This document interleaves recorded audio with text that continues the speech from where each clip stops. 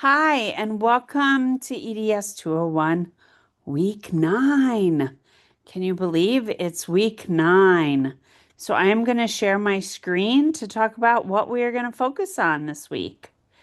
So, um, week 9, we are looking at language and literacy development in adolescence.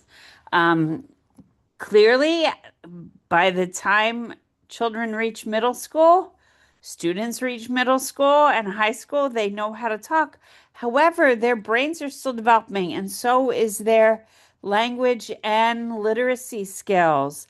So we start off with a reading from Jones and her partners on what language development looks like in adolescence and diversity in language, culturally specific language, dual language programs. So it is a short read. It is not very long, but talking about that and how language is refined in adolescence, and then how our brain reads, understanding the reading process and how we learn to read. And so this is an interesting uh, article from a website specifically dedicated to adolescent literacy. And so I'm inviting you to read that. And then this is adolescent literacy learning. So this is a guide, again, from an organization focused on adolescent literacy. And it seems like it's long. It's dedicated to grade 7 through 12. Seems like it's a long document, and you don't have to read um, all of it. Really, it sounds terrible, but really, to page 56. However, I just want you to notice that the font is big. There's some big pictures, there's graphics.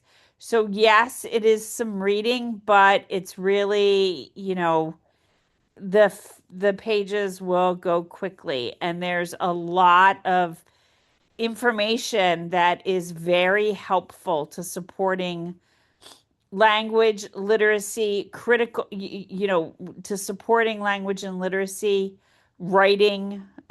Because remember, literacy is not just reading, it's also writing, right?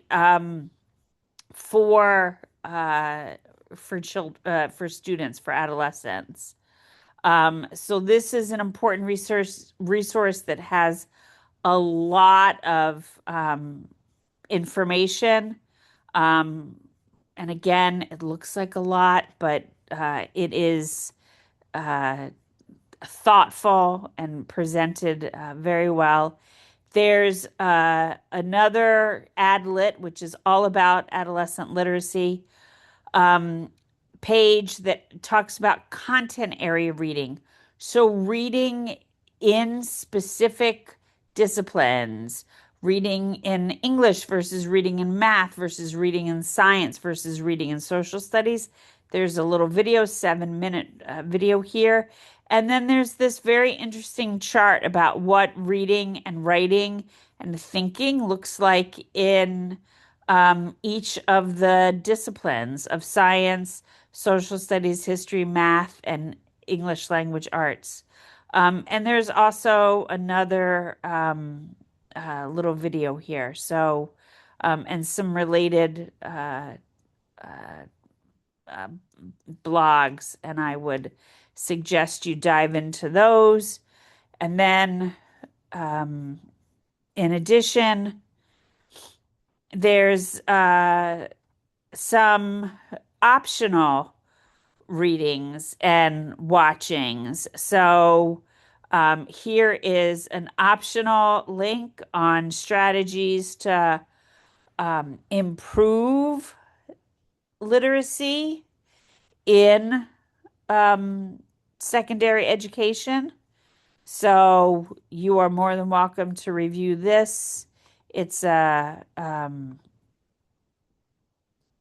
website and you can dive into these sources, these resources, especially if they look interesting to you. Sorry, let me just click back to where I want to be. This is not where I want to be, so let me go back here. Yes, here we go. Um, and there's also a video if you're interested in adolescent writing, specifically on adolescent writing. There's a video that you can watch. The name of the video is Improving Adolescent Writers. It's on the BMCC library database, specifically the Academic Video Online Premium. And there's a video here as well as a handout where I show you how to access that video. So you can watch that video. It is a little bit of a long video, but it's very thorough. And that is an optional watch. So I invite you to watch that. There is a form if it helps you to take notes on the readings using that form. That's always there. You have your observation number 2 on cognitive development and cognition that's due this week. And this is a video where I go over how to submit this paper in the format. And there's the rubric and the guidelines are here. Your participation task on adolescent literacy looks at, first of all, your plans for spring break, giving an update on your field work placement, how things are going, struggles, concerns you have, questions you have. And then reflecting on your experiences in middle and high school with literacy strategies that have been identified in these sources. So, what did your teachers do to support your language, reading, and writing that supported your literacy development? What did they do that didn't support your language, reading, and writing learning? So that's question 3. Question 4 is thinking about your field site.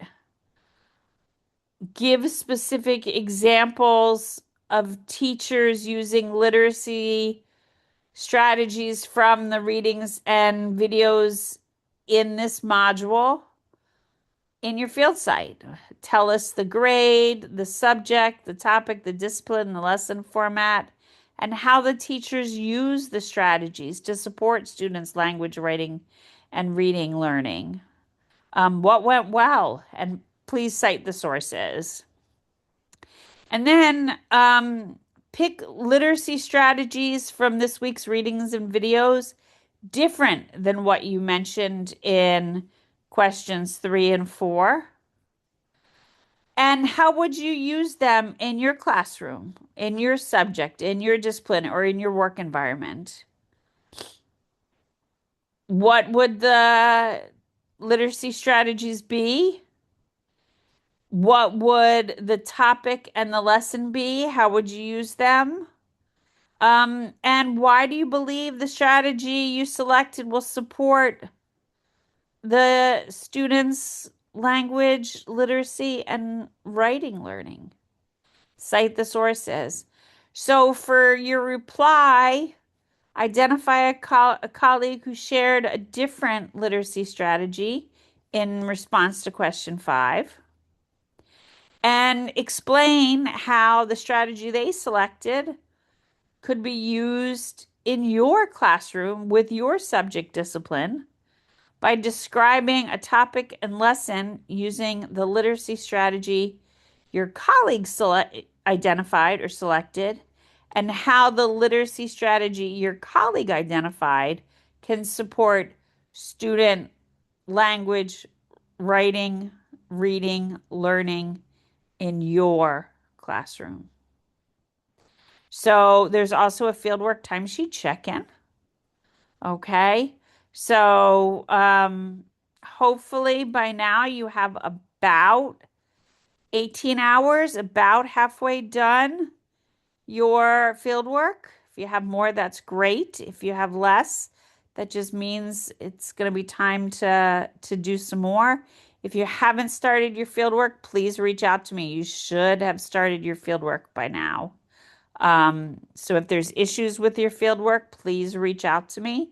You can email me, you can text me, you can remind at me.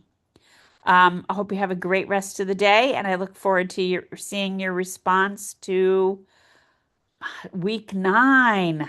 Be well.